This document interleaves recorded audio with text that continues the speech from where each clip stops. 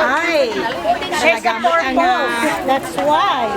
I covered it. Nakakataban kung kailangan na ba? Kapti mga pare. Kung magkataw.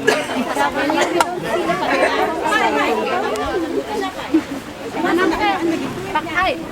Bumili ka ng magiting sa manlulupig, di ka pasisiin sa dagat at bundok, sa simoy at sa langit mo buhaw. May dilagang tula at awit sa paglayang minamahal, ang kisap ng watawat mo'y tagumpay na naglililing. Ang bituin at araw niyang kailan pa may di magdidilim. Noon ang araw na huwag ating pagsinta, buhay langit sa piling mo. Ang ligaya na masay mga api, ang mamatay ng dahil sa'yo.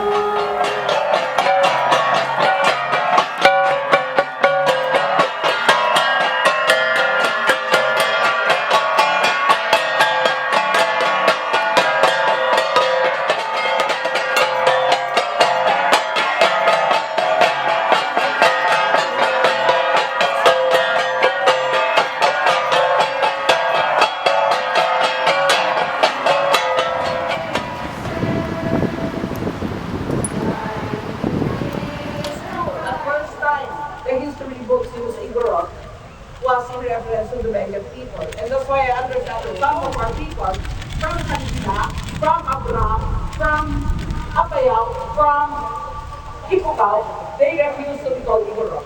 And that's coming from a place of pain. It's coming from a place of hurt. Because for so long a time, we thought, or the world thought, that the word Igorot meant savage. Awan kisor, suruna, di ba? Mamamatay tao, namumukot ng ulo.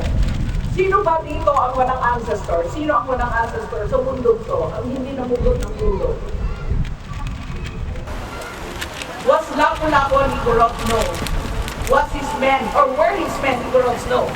What did they do to Magellan? They cut his head I off. feel very honored to have been invited to address the Igorot in France Association on their 12th anniversary. You know, I admire them so much because they're very united, they're very focused on what they want, and they're really helping one another. Dito raw, ang kanilang mga officers ay pinipilit pang tumakbo, walang competition among them. And I came here to tell them that they should also mark this Independence Day as a day to celebrate the heroism of their ancestors.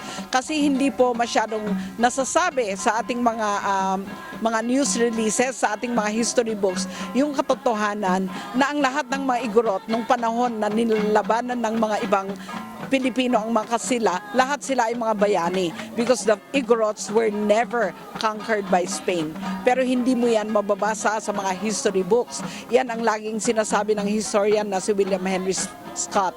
Sabi niya, nakakalungkot na walang nagsasabi na nag-resist or umalsa ang kaigurotan noong nandito ang mga Kastila at hindi sila nagpasakop. So, if we consider Bonifacio a hero because he fought for Philippine independence, we should consider all the Igorots at that time as heroes because all of them resisted and not a single Igorot community was colonized by Spain.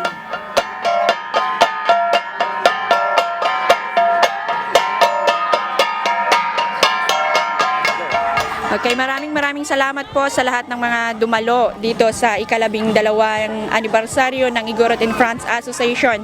Lalong-lalo na po sa mga bisita nating galing sa Geneva, Switzerland, si Attorney Cheryl Yangot at kay Colonel Rodolfo Castro.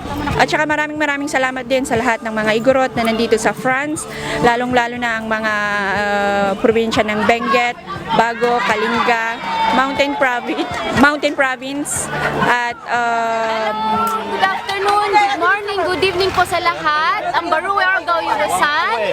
We are from Kalinga, featuring the Igorot in France Association here in France. Natural calamities such as famine involved and to celebrate multiple harvests. However, the biggest idea is to celebrate a victory and successful events and occasions. Happiness mga!